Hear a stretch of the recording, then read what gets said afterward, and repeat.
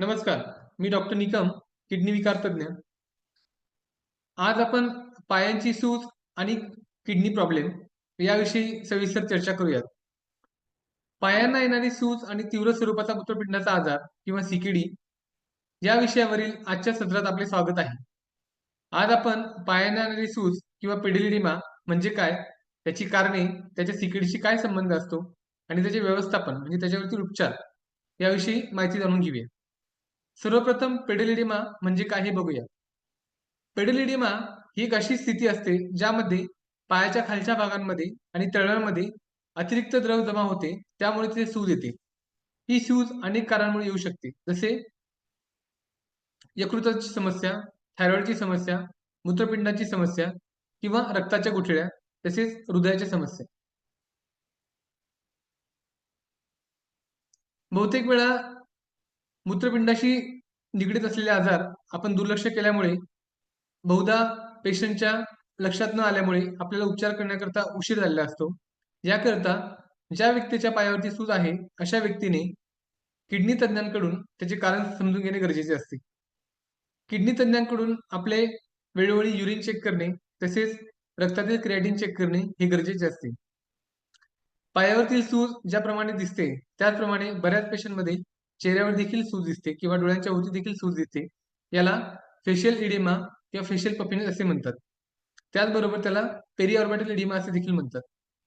पायावरती किंवा चेहऱ्यावरती सूज येणे याचे मुख्य कारण हे किडनी विकाराशी निगडीत असल्याने किडनी विकार तज्ञांकडून अशा व्यक्तीने वेळोवेळी सल्ला घेणे गरजेचे असते. अगदी लहान मुलांपासून ते वयोवृद्धांपर्यंत आपल्याला कुठल्याही एज ग्रुपमध्ये ही समस्या दिसून येऊ शकते.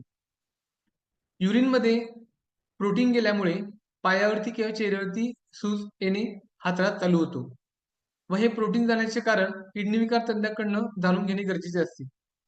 लहान बाळांमध्ये नेफ्रोटिक सिंड्रोम किंवा नेफ्रॅटिक सिंड्रोम या कारणामुळे चेहऱ्यावरती किंवा पायावरती सूज येणे हा त्रास उद्भवतो. तसेच वयोवृद्धांमध्ये नेफ्रॅटिक सिंड्रोम किंवा ग्लोमेरुलोनेफ्रायटिस किंवा डायबेटिक किडनी डिसीज यामध्ये देखील पायावरती सूज येते. पायावरती सूज असलेल्या प्रत्येक व्यक्तीने किडनी विकार तज्ञांकडून त्याचे कारण जाणून घेणे व त्याचा वेळेवरती उपचार करणे गरजेचे असते. वेळेवरती उपचार आणि कारण जाणून घेतल्यामुळे तो आजार अगदी वाढून शेवटपर्यंत जाण्याच्या अगोदरच आपण त्याच्यावरती उपचार घेतल्याने आपण किडनी विकारांपासून वाचू शकतो किंवा किडनी फेल्युअरपासून वाचू शकतो. शरीरातील द्रव पदार्थ समतोल खाण्याचे अतिशय महत्त्वाचे करण्याचे काम मूत्रपिंड करत असते. मूत्रपिंड कचरा काढून टाकण्याचे आणि द्रव पदार्थ नियंत्रित करण्याचे काम करतात. जेव्हा त्यांचे कार्य व्यवस्थित होत नाही, तेव्हा CKD, acute kidney injury, nephrotic syndrome किंवा नेफ्रॅटिक सिंड्रोम असे विविध प्रकारचे आजार आपल्याला जाणून येतात.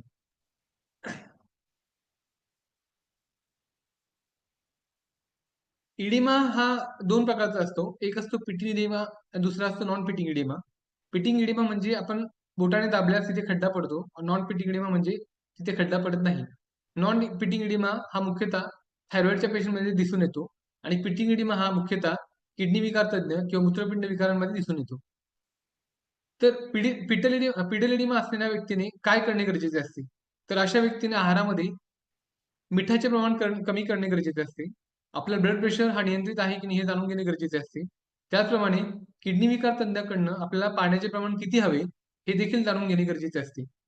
पायावरती सूज असलेल्या किंवा इडेमा असलेल्या व्यक्तीने किडनी विकार तज्ञांकडून दररोजच्या आहारामध्ये किती प्रमाणात पाणी हवे किंवा किती प्रमाणात लिक्विड हवे हे देखील जाणून घेणे गरजेचे असते. ते योग्य प्रमाणात आहार आणि योग्य प्रमाणात पाणी घेतल्यास त्यांच्या पायाची सूज आणि बाकीचे कॉम्प्लिकेशन कमी होऊ शकतात. याकरता किडनी विकार तज्ञांचा वेळोवेळी सल्ला घेणे गरजेचे असते.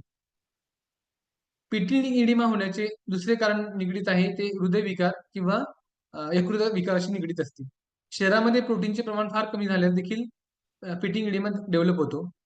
काही व्यक्तींमध्ये युरिक ॲसिड प्रमाण वाढल्यानंतर देखील पायावरची सूज दिसून येते. या अशा व्यक्तींनी आहारामध्ये कुठले बदल करणं गरजेचे आहे, हे किडनी विकार तज्ञाकडून जाणून घेणे गरजेचे असते. पायावरती सूज आल्यानंतर त्या व्यक्तीला पायामध्ये जंतुसंसर्ग होऊन सेल्युलायटिस होण्याची देखील शक्यता असते.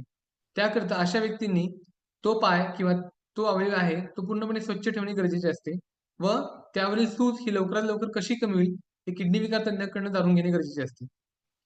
यामध्ये डायुरेटिक्सचा खूप प्रचंड प्रमाणात चांगल्या पद्धतीचा रोल असतो. इडेमा कमी करण्यासाठी डायुरेटिक्स नावाचे जे मेडिसिन आहेत, ते वापरून इडेमा कमी केला जातो.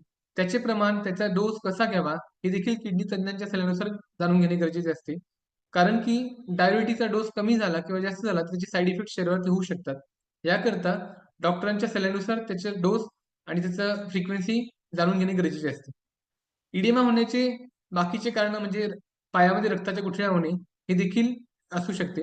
त्याकरता सोनोग्राफी करून त्याचे निदान करणे गरजेचे असते. ज्या व्यक्तीच्या पायावरती किंवा चेहऱ्यावरती सूज आहे, अशा व्यक्तीने डॉक्टरांच्या सल्ल्यानुसार आपली युरिनची तपासणी, तसेच रक्तातील क्रिएटिनची तपासणी, रक्तातील प्रोटीनची तपासणी हे वेळेवरती करून तज्ञ डॉक्टरांच्या सल्ल्यानुसार उपचार घेतल्यास पुढील किडनीशी निगडीत संभाव्य धोके आपण टाळू शकतो. त्याकरता किडनी तज्ञानुसार वेळोवेळी कुठल्या प्रकारचा आहार घेणे गरजेचे आहे, कुठल्या प्रकारचे पथ्य पाळणे गरजेचे आहे, मिठाचे प्रमाण व पाण्याचे प्रमाण किडनी तज्ञांकडून जाणून घेणे गरजेचे असते. ही संपूर्ण योग्य मार्गदर्शनाखाली केल्यास आपण किडनी विकारांपासून दूर राहू शकतो व आपले आयुष्य चांगले करू शकतो. धन्यवाद.